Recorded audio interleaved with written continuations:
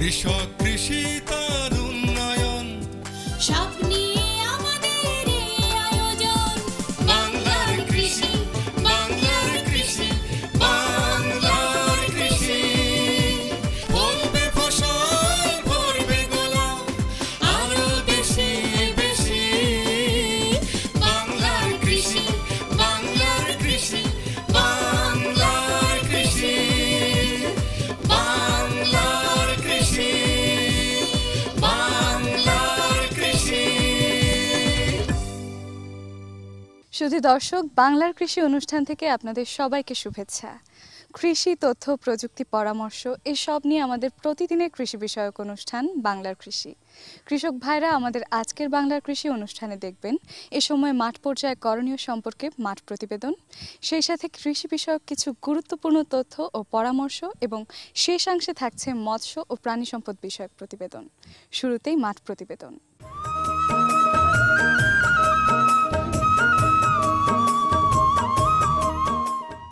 আমাদের দেশে মোট আবাদি জমির পরিমাণ হচ্ছে 85,27,530 হেক্টর।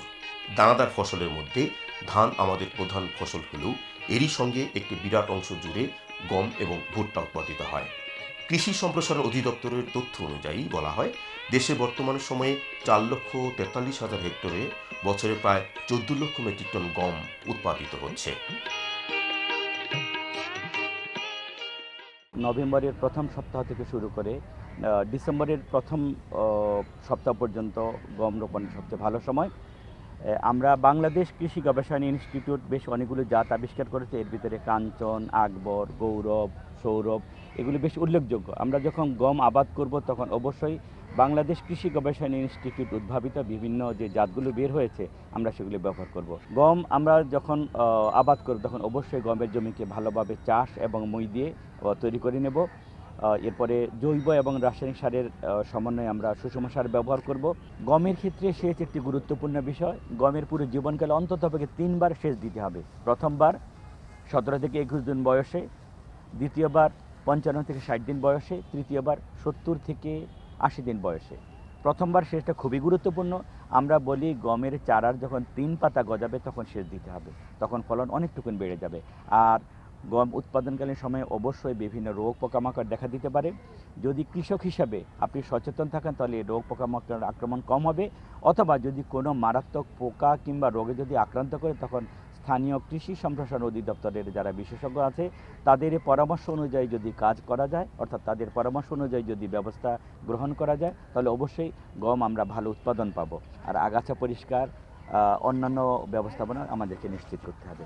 সেচ সহ যখন আমরা গম উৎপাদন করব, প্রতি হেক্টরের জন্য সারের যে মাত্রা তা হলো ইউরিয়া 180 থেকে 220 কেজি, টিএসপি 140 থেকে 180 কেজি, মিউরেট অফ পটাশ 40 থেকে 50 কেজি, জিপসাম 110 থেকে 120 কেজি, 7 থেকে 10 মেট্রিক টন গোবর ভালোভাবে জমির মাটির সাথে মিশিয়ে দিতে হবে।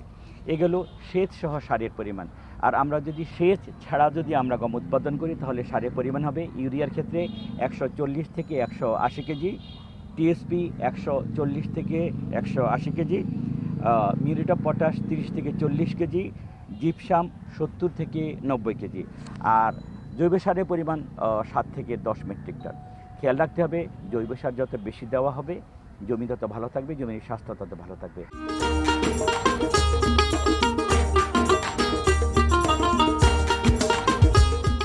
তীব্র শীতে বীজতলার পরিচর্যা। তীব্র শীতে সকাল 10টা 11টা থেকে সূর্য ডোবা পর্যন্ত পলিথিনের ছাউনি দিয়ে বীজতলা ঢেকে রাখুন। বীজতলার চারার গোড়ায় 3 থেকে 5 সেন্টিমিটার গভীর নলকূপের পানি ধরে রাখুন। শীতের সকালে বীজতলার দড়ি টেনে পাতার শিশি সরিয়ে দিন।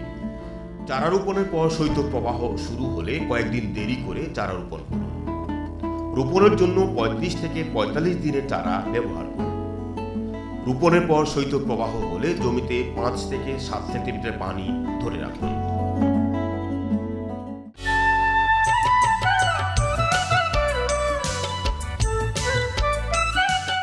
প্লাস্টিকের তৈরি 6টি ড্রাম একটি লোহার দণ্ডে পরপর সাজানো থাকে, যার দৈর্ঘ্য মোটামুটি 2 মিটার। লোহার দণ্ডের 2 প্রান্তে প্লাস্টিকের তৈরি 2টি চাকা এবং যন্ত্রটি টানার জন্য একটি হাতল যুক্ত থাকে। প্রতিটি ড্রামের দৈর্ঘ্য 25 সেন্টিমিটার এবং ব্যাস 55 সেন্টিমিটার, যার দুই প্রান্তে 20 সেন্টিমিটার দূরত্বে 2 সারি ছিদ্র আছে। প্রয়োজনে রাবারের তৈরি বেল্টের সাহায্যে যে কোনো এক সারি ছিদ্র বন্ধ রাখা যায়। যন্ত্রটি হালকা বলে সহজেই বহন করা যায়। একজন লোক ঘন্টায় অন্তত 1 বিঘা জমিতে বীজ বপন করতে পারে। বীজ বপনের আগে জমি ভালোভাবে চাষ ও মই দিয়ে কাদা করে নিতে হবে, যাতে আবর্জনা ও আগাছা পচে যায়, এবং লক্ষ্য রাখতে হবে যেন জমি খুব বেশি গভীর চাষ না হয়, তাহলে ড্রাম সিডারের চাকা বেশি দেবে গিয়ে ড্রামের ছিদ্রে কাদা লেগে গিয়ে ছিদ্র বন্ধ হয়ে যেতে পারে।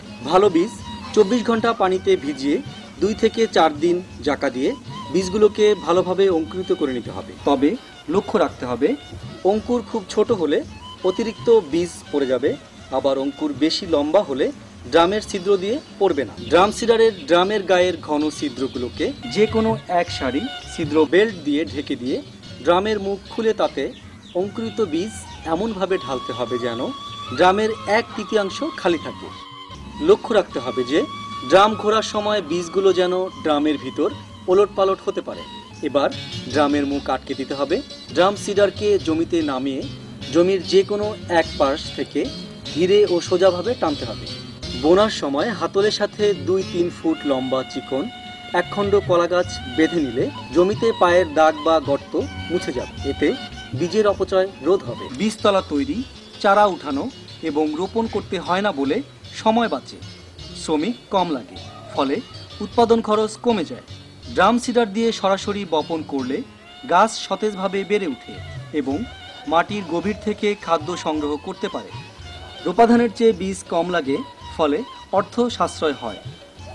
ধানের শীষ বড় হয়, শীষের দানার সংখ্যা বৃদ্ধি পায় এবং দানাগুলো পুষ্ট হয় বলে একর প্রতি ফলন শতকরা 10 থেকে 20 ভাগ বেড়ে যায়। ধান 10-15 দিন আগে পাকে এবং আগাম ফসল পাওয়া যায়।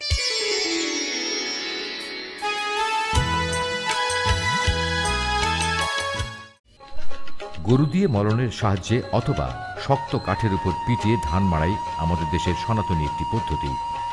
সাম্প্রতিক সময়ে গরু এবং শ্রমিকের দুষ্প্রাপ্যতা বিবেচনায় বাংলাদেশ ধান গবেষণা ইনস্টিটিউটের farm machinery and post harvest technology বিভাগ শক্তিচালিত এই ধান মাড়াই যন্ত্রটি উদ্ভাবন করেন। ব্রি ওপেন ড্রাম থ্রেসার বা ব্রি ধান মাড়াই যন্ত্রের প্রধান বৈশিষ্ট্য হচ্ছে ব্রি ওপেন ড্রাম থ্রেসারের গঠন কৌশল সহজ, স্থানীয়ভাবে ওয়ার্কশপে তৈরি ও মেরামত করা যায়।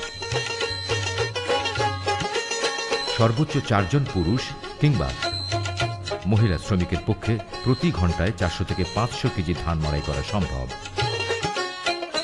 ওপেন ড্রাম থ্রেসারের মাধ্যমে বীজ ধানও সহজে মাড়াই করা সম্ভব এবং মাড়াইয়ের সময় খড় অক্ষত অবস্থায় থাকে। শ্যালো টিউবওয়েল কিংবা পাওয়ার টিলারের ইঞ্জিন অথবা মোটর দিয়ে এই যন্ত্র চালানো সম্ভব। এক্ষেত্রে 4.5 অথবা 3.5 অশ্বশক্তির মোটর ব্যবহার করা যেতে পারে। সনাতন পদ্ধতির তুলনায় এই যন্ত্রটির সাহায্যে ধান মাড়াইয়ের ক্ষেত্রে বিঘা প্রতি 300 টাকা সাশ্রয় করা সম্ভব।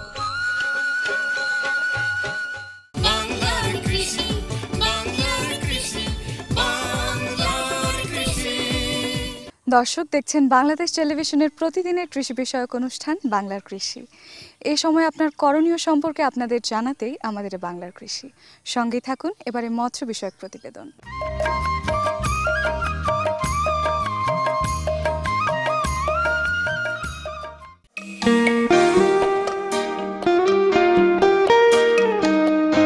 সাম্প্রতিক বছরে ময়মনসিংহ ও তার আশেপাশের জেলাগুলোতে ব্যাপকভাবে বাণিজ্যিক মৎস্য চাষ সম্প্রসারিত হয়েছে।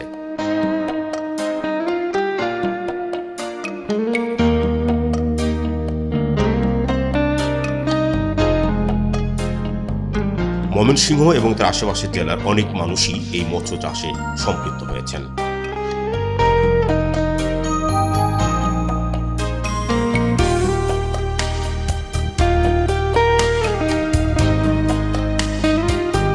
ময়মনসিংহের ভালুকার দেওয়াবাড়ির মৎস্য চাষী ধনু মিয়া তাদের একজন।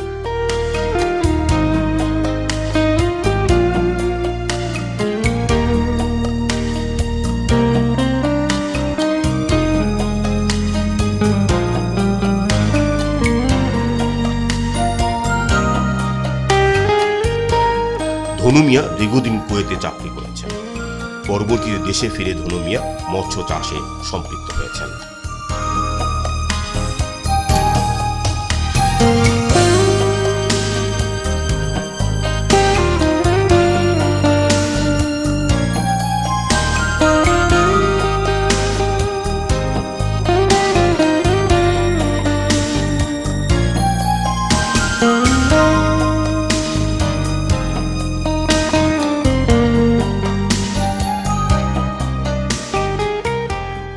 ছোটবেলা থেকে তো অভ্যাস আছে, তারপরেও ওই আরেকজনের দেখা দেখিতে না অগ্রসর কইয়া এই জায়গাটা লিস্ট নিছি।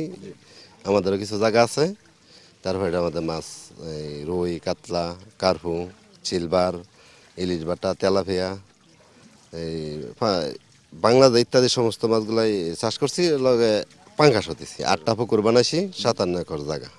রুই, কাতলা, কার্পু, সিলভার, মিরকা, ইলিশ বাটা, তেলাপিয়া, পাঙ্কাস। টুকটা ফাটকা মাছ ধরতে গেলে ভালুকা বেশি, আর বেশি ধরনের বেশি গাজীপুর, এই সখীপুর, এই দিকে 1-2 টন যে দড়ি আমরা বেশি টাকার প্রয়োজন পড়ে তখন ওই দিকে। বাংলার কৃষি, বাংলার কৃষি, বাংলার কৃষি। এরই সঙ্গে শেষ করছি আমাদের আজকের বাংলার কৃষি। বাংলার কৃষি আগামীকাল একই সময় প্রচারিত হবে। আপনাদের মতামত আমাদের লিখে জানাতে পারেন। আমাদের লেখার ঠিকানা প্রযোজক বাংলার কৃষি, বাংলাদেশ টেলিভিশন ভবন, রামপুরা, ঢাকা। ইমেইলেও আমাদের লিখতে পারেন। আমাদের ইমেল আইডি banglarkrishi@ais.gov.pd। আমাদের ফেসবুক আইডি বাংলার কৃষি। এছাড়াও আমাদের অনুষ্ঠানটি ইউটিউবেও দেখতে পারেন। আজ এ পর্যন্তই। সবাই ভালো থাকবেন। আল্লাহ হাফেজ। কৃষক কৃষি তার উন্নয়ন, সব নিয়ে আমাদের